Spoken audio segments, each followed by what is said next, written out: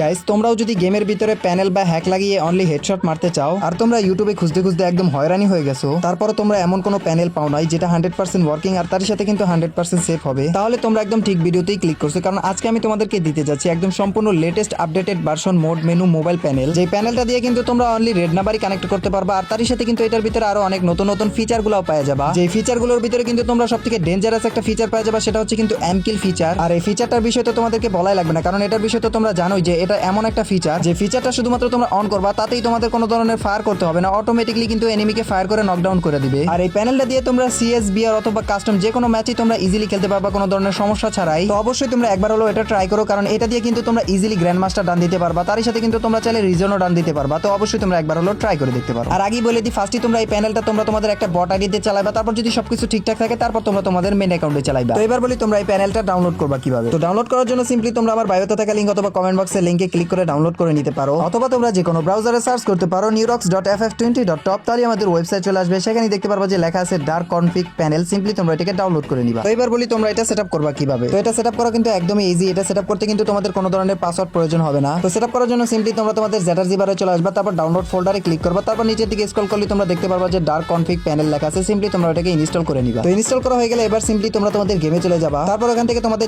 যে অপশন প্রয়োজন হবে ওই অপশনগুলো তোমরা অন করে দিবা, তাহলেই হয়ে যাবে।